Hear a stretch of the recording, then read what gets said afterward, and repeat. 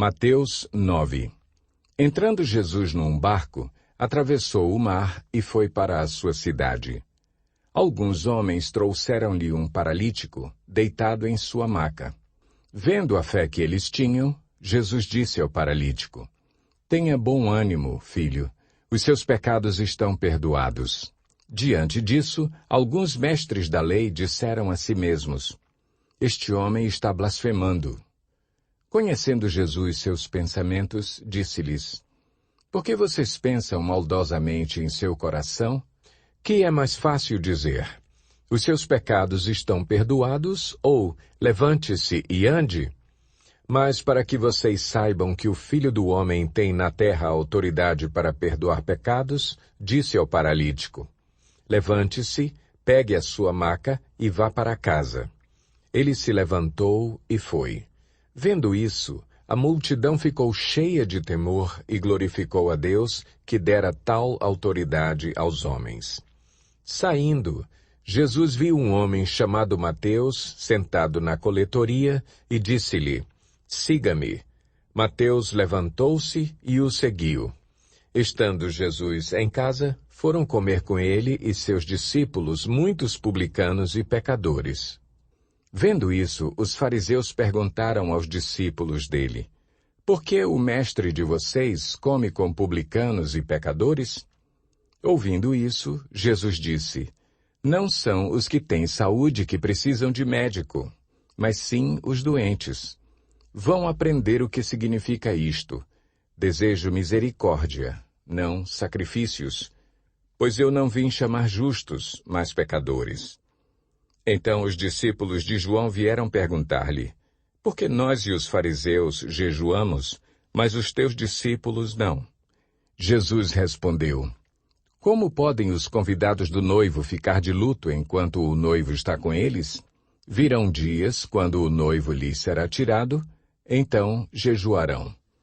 Ninguém põe remendo de pano novo em roupa velha, pois o remendo forçará a roupa, tornando pior o rasgo.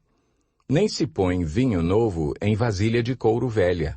Se o fizer, a vasilha rebentará, o vinho se derramará e a vasilha se estragará. Ao contrário, põe-se vinho novo em vasilha de couro nova, e ambos se conservam. Falava ele ainda quando um dos dirigentes da sinagoga chegou, ajoelhou-se diante dele e disse: Minha filha acaba de morrer. Vem e impõe a tua mão sobre ela, e ela viverá. Jesus levantou-se e foi com ele, e também os seus discípulos. Nisso, uma mulher que havia 12 anos vinha sofrendo de hemorragia, chegou por trás dele e tocou na borda do seu manto, pois dizia a si mesma: Se eu tão somente tocar em seu manto, ficarei curada.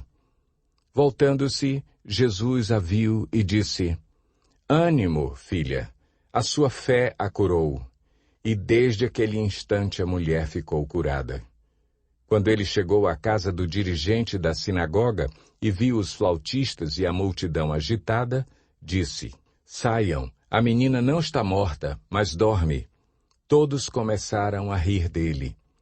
Depois que a multidão se afastou, ele entrou e tomou a menina pela mão, e ela se levantou. A notícia deste acontecimento espalhou-se por toda aquela região. Saindo Jesus dali, 2 cegos o seguiram, clamando: Filho de Davi, tem misericórdia de nós. Entrando ele em casa, os cegos se aproximaram e ele lhes perguntou: Vocês creem que eu sou capaz de fazer isso? Eles responderam: Sim, Senhor. E ele, tocando nos olhos deles, disse: Que lhes seja feito segundo a fé que vocês têm. E a visão deles foi restaurada. Então Jesus os advertiu severamente: Cuidem para que ninguém saiba disso. Eles, porém, saíram e espalharam a notícia por toda aquela região.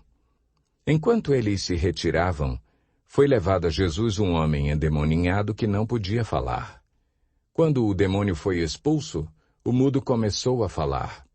A multidão ficou admirada e disse: Nunca se viu nada parecido em Israel. Mas os fariseus diziam: É pelo príncipe dos demônios que ele expulsa demônios. Jesus ia passando por todas as cidades e povoados, ensinando nas sinagogas, pregando as boas novas do reino e curando todas as enfermidades e doenças. Ao ver as multidões, teve compaixão delas, porque estavam aflitas e desamparadas como ovelhas sem pastor.